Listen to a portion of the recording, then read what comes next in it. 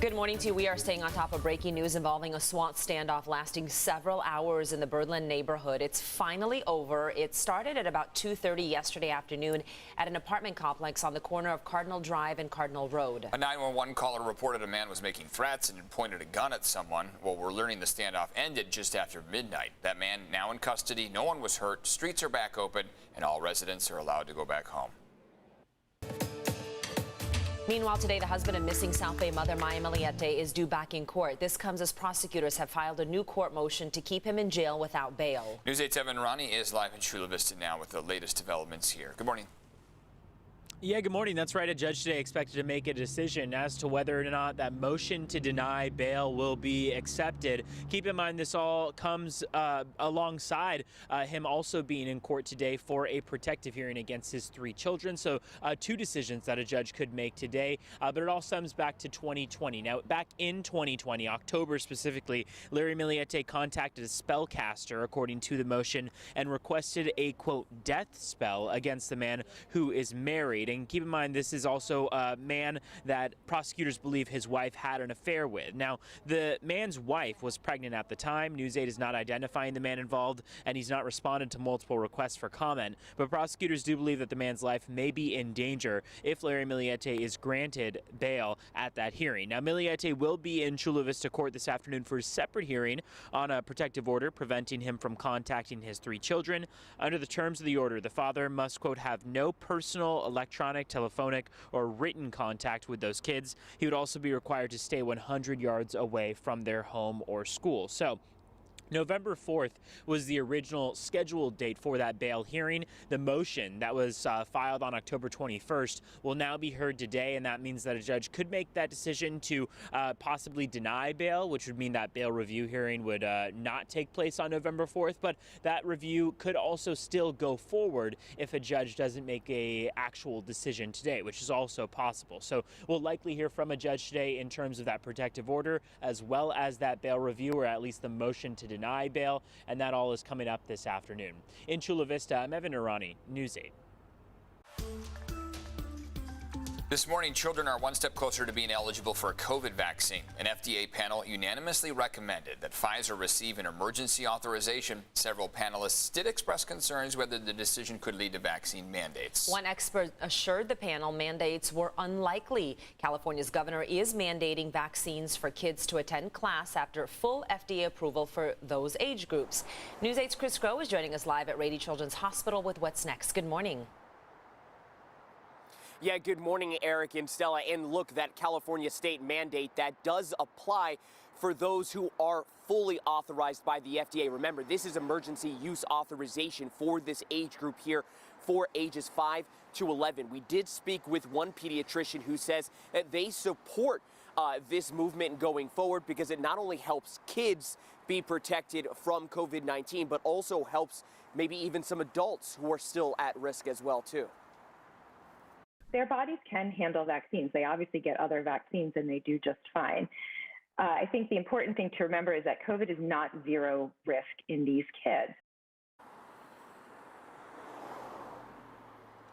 And so now Pfizer will need approval from the FDA itself before emergency use authorization can happen. Remember, this is an independent panel of experts on this topic who then make the recommendation to the FDA. The FDA doesn't necessarily have to go with the panel. However, they do more often than not. Now, after that, it would go to the CDC, who then decides how this should be implemented. That could happen next week at their meeting, and we could potentially see shots in arms with this age group by mid-November. Now, the data from Pfizer shows the vaccine has a 90.7% efficacy rate in preventing symptomatic disease, even against the Delta variant now in circulation. However, the advisors we're juggling both sides of approving this vaccine.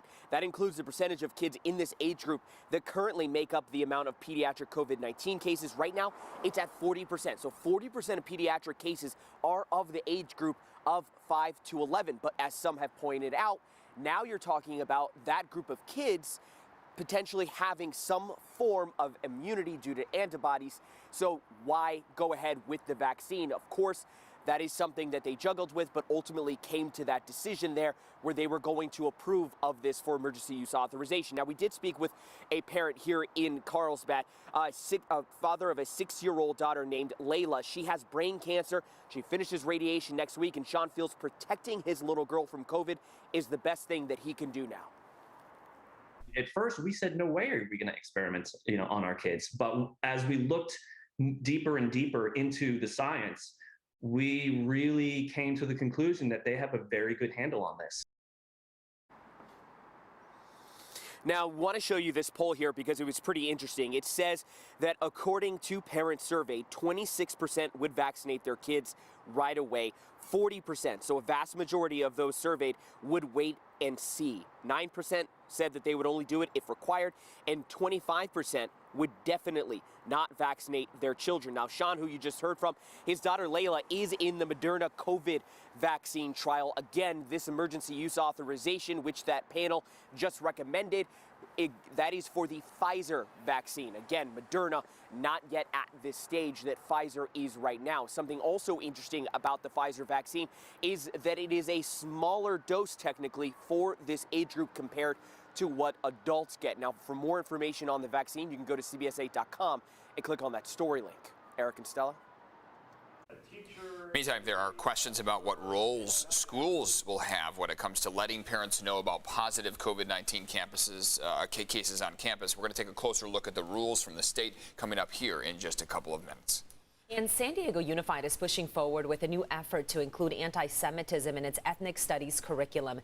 Jewish advocacy groups presented a resolution to the district board last night. They want the district to educate students about equity and inclusiveness. San Diego Unified's board voted to approve the resolution, but with 2 items removed, and you can read the full report on CBS8.com. New this morning here, classes at Joan McQueen Middle School will be closed today. The Alpine Union School District says an electrical short caused an outage on campus last night. Crews are working on restoring power as they're trying to figure out what caused this. The district expects to send another update later in the day, and we will keep you posted on that. 6:07 on your Wednesday. Good morning to you. Netta is tracking. Ooh, what are we looking at here? Hummingbirds? Hummingbirds, Producer yeah. David, what did you do? Hummingbird cam. Yeah, they're not going to be out right now. It's dark outside. They're sleeping in there somewhere. Where is this cam from? This is like on the mountain somewhere. Do you know El Cajon? Okay, El Cajon. I apologize.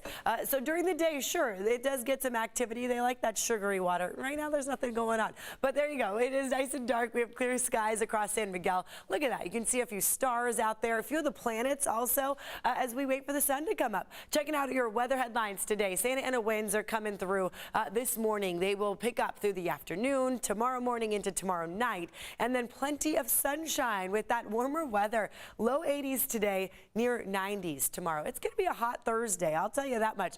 By this weekend, Halloween time, temperatures will cool down. We'll be in the 70s on Saturday, the 60s on Halloween Sunday. But no rain in sight, so you should still be able to continue on with whatever you need to do for Halloween. 55 degrees for downtown San Diego right now. You are kind of chilly in some spots. Inland Valleys, 46 in Escondido and Poway, 40 in Ramona, 48 in Alpine, 49 in El Cajon. Chula Vista, 52 degrees. So as you see, we have quite a 24-hour temperature change here. A big dive in those temperatures, mainly because we have the clear skies, and that tends to bring on just cooler early morning lows. Right close to that sunrise at 7 o'clock this morning, we will be even cooler. So just, keep that jacket with you if you do have to head out. And then by this afternoon, you can just leave that aside. Low 80s for most inland valleys, 80 in San Marcos, 83 in Escondido, 81 in Poway. The coastline a little cooler in the upper 70s in Oceanside, upper 60s for Encinitas. This is typically one of our cooler weather stations, but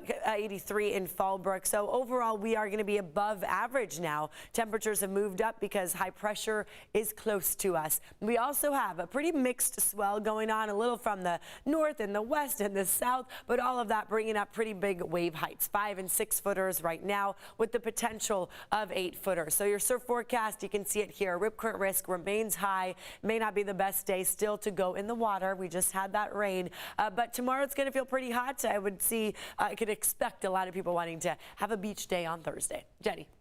Well, hey, we've got a couple crashes impacting your drive currently. I want to show you your travel times, though, across the board because they're faring Pretty well. First of all, let's go check in on this crash on the 5. It's been here for, I would say, about an hour or so. It's impacting the southbound drive, so right at about Mission Bay, both shoulders blocked, that slow lane blocked as well. Now the good news is volume is super light here, so despite that crash and despite crews being there, this is not causing any backups. There is a new crash on the 5. This is also southbound. As you're traveling towards the bridge, right at the 94, right-hand shoulders blocked. Travel times here are fine. You can see the Coronado Bridge has a little bit of volume at the tail end, but it's nothing too major. Everything else to the South County through National City, Chula Vista, Bonita area, it looks great. We're going to move you a little bit further up north on the 15, right at Mira Mesa Boulevard. There is a stalled car right in that HOV lane. Your travel times here are fine through Poway. You can see over my shoulder. The other direction, Del Mar, everything is okay. Up to the North County, I don't see any delays or crashes.